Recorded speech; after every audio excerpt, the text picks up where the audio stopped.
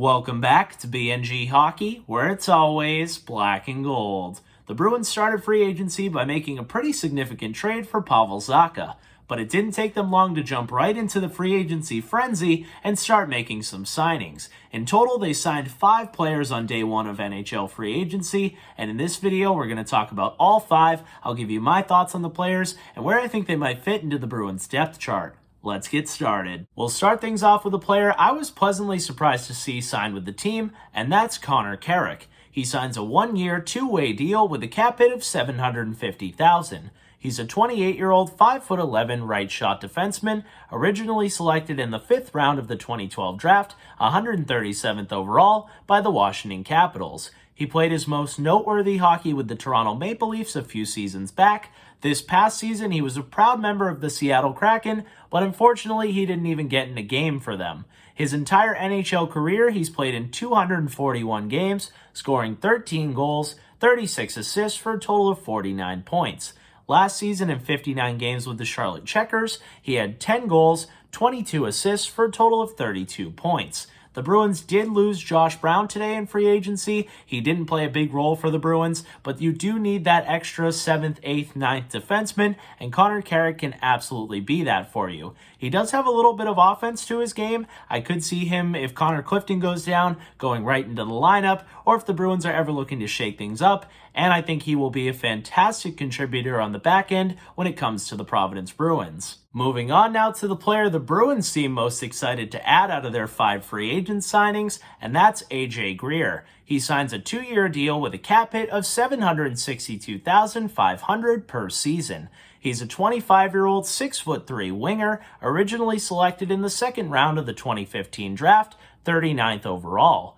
Last season, in 9 games with the Devils, he had 1 goal, 1 assist for a total of 2 points. His entire NHL career consists of 47 games, in which he has 2 goals, 6 assists for a total of 8 points. He did have a very impressive AHL season with the Utica Comets last year. In 53 games, he had 22 goals, 30 assists for a total of 52 points. So this is a guy who is point per game at the AHL level and seems poised to be getting better and better at the NHL level. And hearing Don Sweeney talk so much about him and his media availability has me thinking that this guy's gonna play. He could potentially be your Curtis Lazar replacement. He's another guy who brings speed, brings energy, and never takes a night off. I do like having that type of player, but I gotta be honest, I do want to see guys like Steen and McLaughlin get longer looks at being on the 4th line and more regularly in the Bruins lineup. So I just hope that AJ Greer doesn't get in the way of some of our younger players getting an opportunity. But it does sound like Jim Montgomery likes this player. The Bruins did a little bit of behind the scenes footage,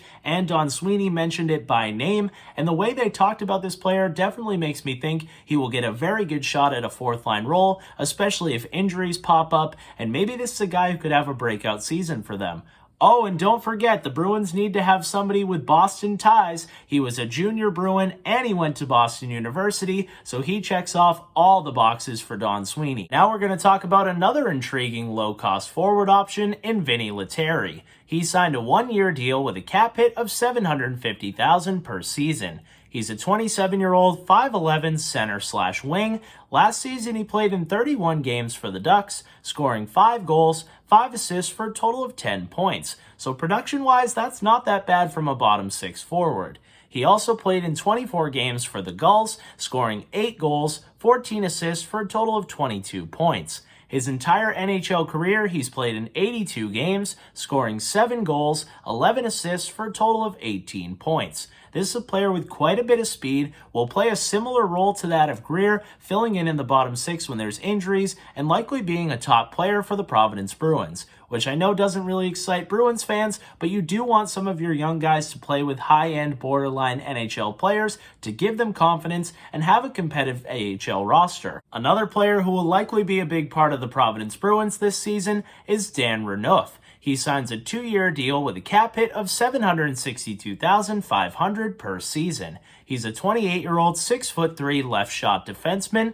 Last season, he played in 4 games for the Red Wings with 0 goals, 0 assists for a total of 0 points. He's more of a fighter, physical, depth defenseman style. He's played in a total of 23 NHL games with 0 goals, 3 assists for a total of 3 points. So similar to Conor Carrick, especially with the Bruins having some injuries on the back end to start this season, this is a guy who might get a little bit of playing time early on, but then he'll be one of your depth defensemen and one of your top defensemen at the AHL level. Last season in 63 games with the Griffins, he had 3 goals, 11 assists for a total of 14 points. So he's definitely a player who's much better at the AHL level, and you can never have too many depth defensemen, and I like that it's another guy with size. And last but certainly not least is a player you might actually have heard of, and when it comes to these little depth signings, that is very rare. And that player is Keith Kinkaid. He signs a 1-year deal with a cap hit of $750,000 per season.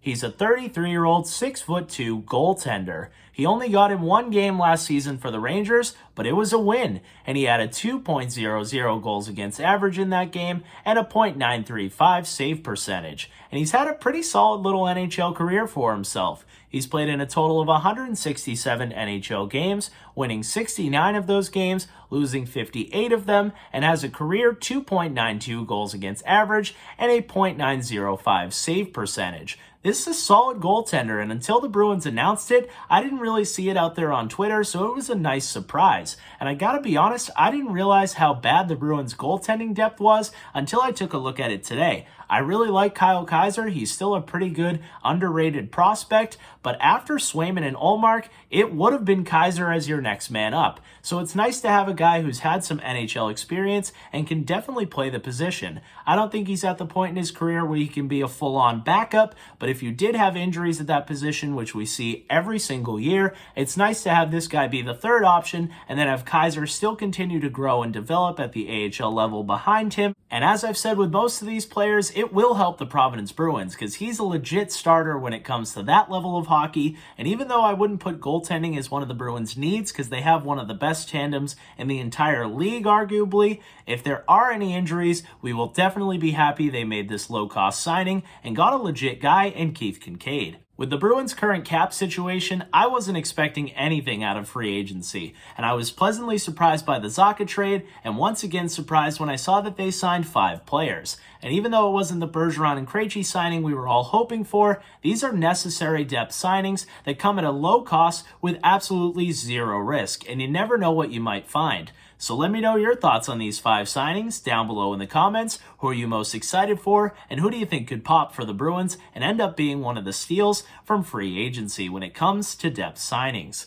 Leave all that down below in the comments. If you enjoyed this video, make sure to give it a big like, and if you haven't already, subscribe.